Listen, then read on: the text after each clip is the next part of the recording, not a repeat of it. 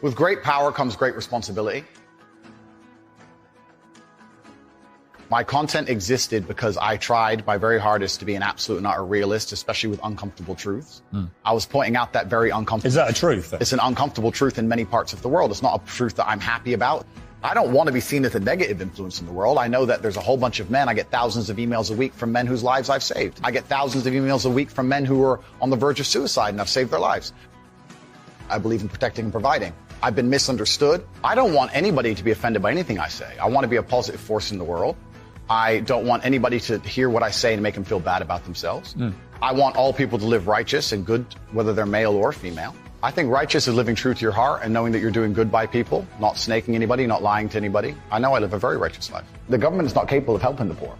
And this is why it's so important as a person you take personal responsibility and understand you're living in a world where the matrix can be cracked. You can make a bunch of money, but you need to take responsibility and do it. I refuse to accept that there are people out there who cannot become happy, contented individuals. I refuse to accept we live in a world where God has created people who, no matter how hard they work and how good their life becomes, can't be happy. I don't accept that. I accept that the universe is a very giving place and that God loves all of us. And if you try your best and you work hard, you can become a better person. I'm telling the younger generation that if they don't get up and work hard and make sure that they're important, that the world's not going to give about them. 99% of my content was aimed at men telling them the truth, saying that as a man, you're born with no inherent value. You have to become important. You have to go through some pain or go through some suffering to make people care about you. Otherwise, you're not going to matter. As a dude, if you walk into the party and you put no effort into your life, nobody about you.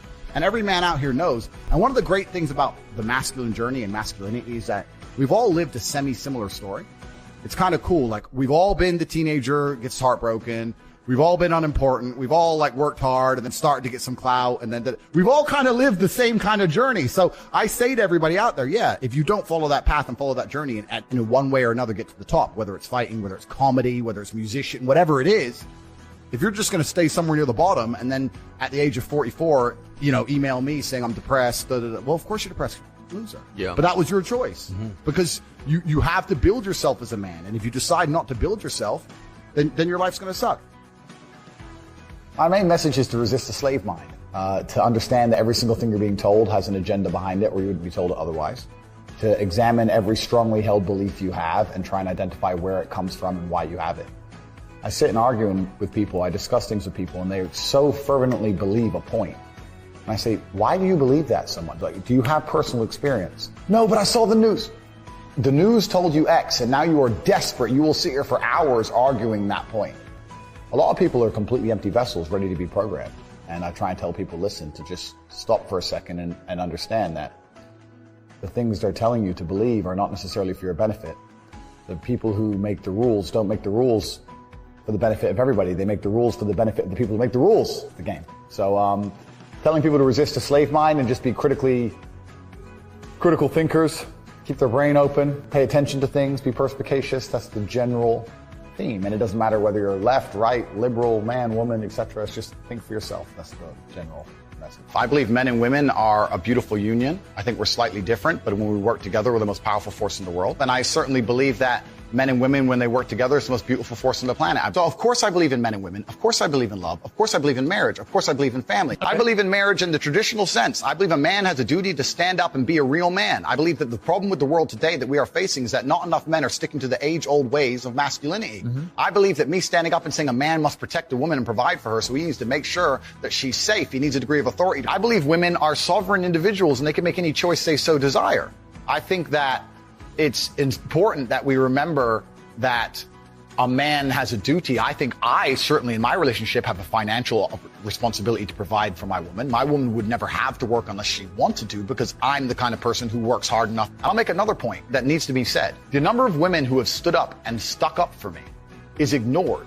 Thousands of women are making videos saying, I've met Andrew Tate, he's such a nice guy. I wish I had a man like Andrew Tate who felt responsible to protect and provide for me. You know what? I do belong to my husband. That's why I married him and I love him. Be of a clinically depressed person. Stop accepting you have no control over this. And what you need to do is stop identifying that way and let's work together to try and fight against it. A lot of people who are clinically depressed are suffering with something in their life. And if you fix the problem in their life, perhaps they won't feel depressed anymore. The thousands of people who have emailed me saying, my doctor told me I was clinically depressed and it's a disease that I have got in my brain and I can't be fixed. And I started listening to you and I realized that that's not the case and I can fix my own life. And you're the only person who has ever helped me. I believe feeling depressed is real. I do not believe it's a disease that you catch from the sky and you cannot affect. I believe that no matter what happens, I believe you have control of your own mind and you can fight against it. I believe if you change your circumstances in your life, you may feel different. I'll give you a quick example. I had a guy who emailed me saying he was clinically depressed and he was going to kill himself. I obviously am not a psychiatrist, I'm not a doctor. I told him, because I replied to my emails. I said, have you been to a psychiatrist? He said, yes, I'm clinically depressed. I've been on these pills, this amount of time. I'm on antidepressants, it doesn't work. I said, I don't know what to say to you besides this. And he said he lost his girlfriend. That's why I became clinically depressed. I said, listen, go to the gym, get a six-pack first. Once you've got a six-pack, email me again. If you still feel like killing yourself, I don't know what else to say to you. I'd say, strong body is a strong mind, go train. He went, he started sending me progress pictures, emailing me him getting in better shape, and eventually got a six-pack. He's now a professional bodybuilder. And he said, I can't believe I was considering that. I feel so much better, etc. The doctor was telling him he was clinically depressed and couldn't cure it. He started taking control of his own life, and now he felt better. That if somebody has depression of any kind, whether it's clinical, whether it exists or not, whether they feel depressed or not, whatever, that taking control of their life, taking personal responsibility and working hard is always going to be the positive, best thing they can possibly do for their life going forward. How positive is it? Them. Of course, money can't buy happiness. I agree. But money is the third most important thing in the world. First is your health, because you have nothing if you're going to die. Second is your relationships, because you need love and family. That matters the most. But money can buy everything else. So money's the third most important thing. The average people come to me and say, what do I do? I'm just the average guy. And my only answer is stop being the average guy. It's my only answer. You can't just be the average guy anymore. The idea from the 1950s that you can just be the normal, average, law-abiding, hard-working citizen and you'll have a good life is gone. Any man out here who goes, I'm just going to work hard, do my bit, and obey the laws, and I'll have a good life. No, you won't. No, you will not. Just doing your job is never going to make you rich, because you're just going to be taxed into infinity and you're going to stay broke.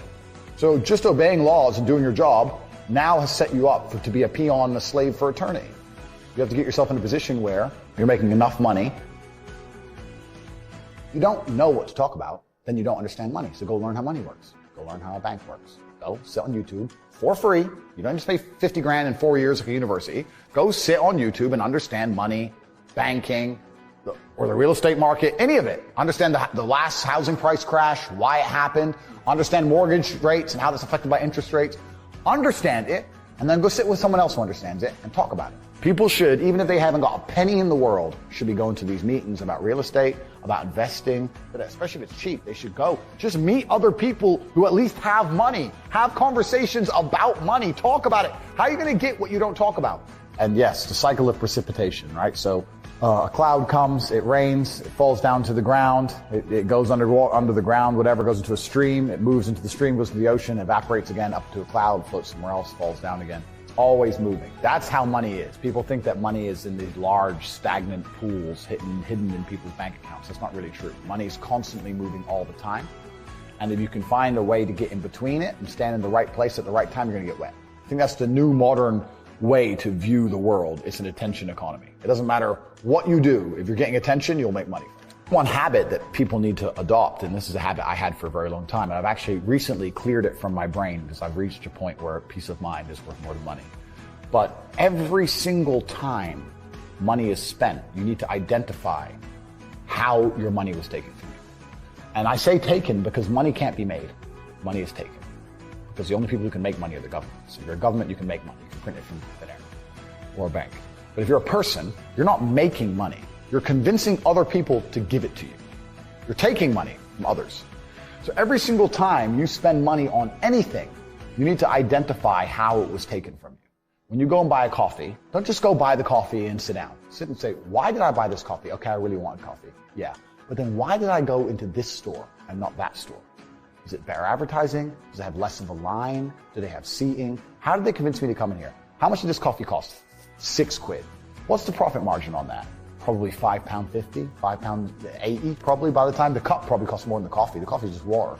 How did they convince me to spend £6 in this place? And when you sit there and analyze, and you all start to learn little lessons about business, you'll learn about the importance of the signage. You'll learn about the importance of there being no queue. Yeah. So that if you ever run a business, I'm telling you, I say with my business, my people all the time, faster. All the time, quicker. Yeah. Like I have a couple businesses that are physical. I'm like, I don't want to see a line. I don't want it to see empty, so it looks bad. So when there's lines, you work fast. When we're down to 1 or 2 people, you take your time and you talk to the customer. Right. Keep it so there's like always one person at the thing. Like manage the line. Like people don't think about this stuff. No one's going to sit and wait in a long queue. Maybe some idiots will, but people like me won't. We've got shit to do, right? My time's worth money. I'm not going to stand and wait in line. So you have to identify how your money is taken from you. If you start doing that with every single time you spend anything ever, you're going to start to identify business opportunities, and you're going to sit there and you're going to have coffee and you're going to go, you know what? They could have sold cake and they didn't. Could I outcompete this place? Let's imagine I had the money to start a coffee shop right next door. How would I outcompete them? Well, I'd have cake because they don't have cake. Also, most people in here are businessmen. And the guy serving some dude. No, we need a cute waitress. His ass is fired. We need a chick. Put a chick here, some cake in. Financial Times, some business people in. People don't even think about this stuff. They don't use their brain ever. They don't ever look around and realize how they're spending their money. They don't look around and look at which businesses are successful. They don't look around and pay attention to anything. They don't look at the world and all the things that are happening and how it can benefit them. None of it. They don't look at any of it. They're too busy following the circus. That's why it's clown world. I was walking to college with a couple of my friends, and a Ferrari drove past. And I said, bro, you see that? And he goes, yeah, what about it? And I said, doesn't that piss you off? I must have been about 16. He goes, why? This dude has 400 G's for a car, 400 grand. I'm walking 4 miles to college because my mom hasn't got any car. He has 400 grand. Do you think he works a job? Do you think he's behind a counter somewhere? He knows something about the world that I don't know. And they were like, well, he's rich. I'm like, yeah, I know. I didn't say he wasn't rich, dummy. I'm saying he knows something about the world I don't know. And I was intrigued, and it angered me. I couldn't sleep for weeks. I was pissed off. Every time I saw somebody with genuine money, I understood that everything I was being told and taught and they were trying to make me believe just simply wasn't true. I was like, none of these people are getting these things by following the path that the system is trying to make me follow. And everybody intrinsically knows this. If you go to if you're at a BP, you're at a petrol station, and I pull up in my Lamborghini, nobody goes, wow, he went to school. Yeah. He studied hard. And they do that because they know that the easiest way to amass wealth is to break the rules, because the rules are not designed to allow most people to make money. You can make money within the rules, of course you can. But most people don't. Most people who follow the path work, consume, die. That's it. So I always knew the same thing as you, and I knew there had to be another way. I knew that just working for money was a paradigm that wasn't true. And then you understand making your money work for you, and you understand delinking your time from money. Yeah. You start learning to understand these things, but eventually you build a system and you build an ecosystem like me. I have 60 or 70 people work for me all around the world, and things just happen and money just kind of appears as long as everything's well organized. I mean, in my experience, like, imagine if I didn't have all this money and I had to go get a job again, I'd get a sales job, because I've always been a salesman. And I think that's a very important life skill to have, to be good at sales and to deal with the stress and have a commission-only environment. But I don't know if they even teach sales in university. Yeah, it's all garbage. They don't teach anything important. They just teach anything. They teach things that are going to keep you inside the slave mind. And they want you to go to school and then go to college and then go to university and get in debt. And you have to be in debt, so that now you have to work. And you're working and you're in debt, and then they want you to take on more debt if possible in the form of a mortgage, which a lot of people do, which we can talk about because I know you're the property guy. Yeah. And then you're in debt now, and once you're in debt, you can't really quit your job, and it's very difficult for you to leave the country. And now they can hold things over you. So that's the goal. It's all about control mechanisms, and the system is very well designed to make sure that people are conditioned to obey. It's very hard for the average person to say no to anything. Unless you have millions and millions and millions of dollars, it's very difficult to even have an opinion on subjects.